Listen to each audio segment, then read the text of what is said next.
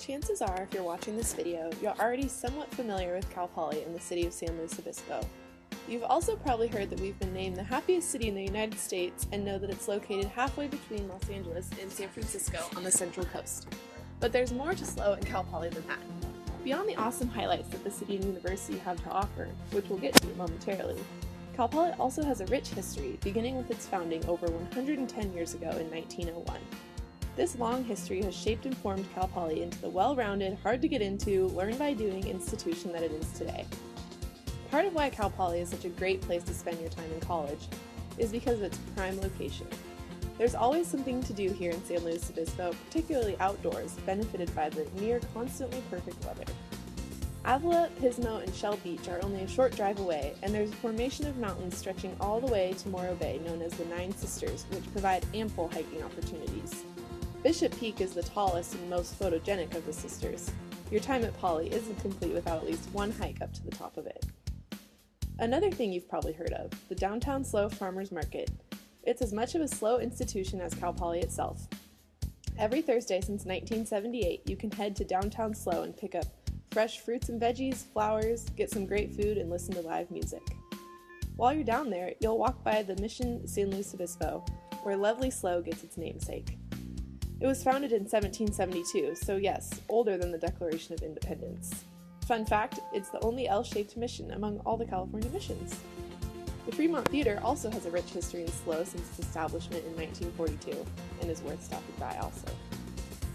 A quick stop at the whimsical Madonna Inn is another thing you gotta do, at least to just go into the men's restroom. Seriously, check it out. Starting in 1958 with only 12 rooms, the beautiful inn now sits on over 1,000 acres and is renowned for their bakery and a pit stop for several celebrities making their way from Northern California to the south. Now that you've gotten a quick tour of SLO, let's take a step back in time and explore how Cal Poly came to be what it is today. Officially founded in 1901, construction of the university itself began in 1903. Annie Morrison said, "The road to the building was just a wagon trail through a muddy field, but we were seeing the beginning of a great hope fulfilled and sat on lumber piles or stood in the mud and were quite happy." The first three departments here were agriculture, mechanics, and household arts. We've come a long way since then and now have over 60 departments. In 1935, famed pilot Amelia Earhart stopped by, which shows how renowned and successful our aerospace program already was by then. By the late 1940s, Cal Poly had become the biggest ag school in the western United States. Both World War I and II were times that widened the gender gap at Cal Poly. With Poly's men being called out to war, women stepped up to learn trade skills that were helpful to the war effort, and by 1954 women were reintroduced into Cal Poly's student body. Cal Poly continued to grow, and by 1950 had 3,000 students.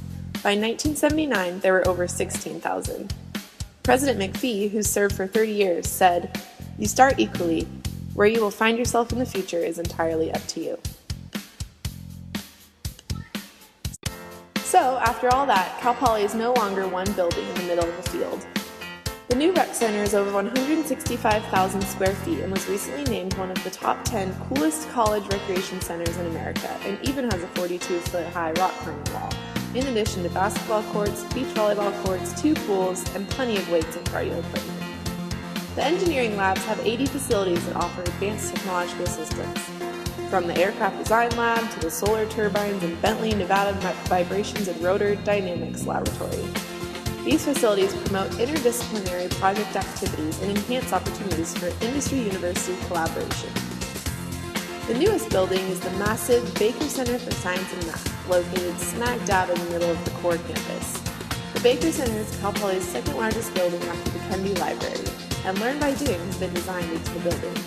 Ample study spaces encourage teamwork and close student-faculty interaction. Advanced instrumentation available to undergraduate fills the labs, and studio classrooms integrate lecture and lab, allowing students to actively discover science. The building gives Cal Poly students of all majors an excellent foundation in science and mathematics that will allow them to pursue innovative projects in their majors. And Cal Poly's agricultural background hasn't been forgotten and is still one of the nation's most prestigious undergraduate ag programs. The horse unit houses over 100 horses with classes open to all majors, and students have state-of-the-art laboratories like ranchland orchards, vineyards, and forests, which reinforces learn by doing opportunities. Cal Poly is the second largest land-holding university in California and one of the largest land-holding universities in the nation. On campus, 6,300 plus spaces in 9 residence halls and 2 apartment-style complexes gives opportunities for students to live on campus. With an appreciation for our past, Cal Poly in San Luis Obispo is a place to learn by doing and have fun while doing it. Friendly people, challenging and enriching classes, lots of fun activities, great weather. What can we say? We're slow in love, aren't you?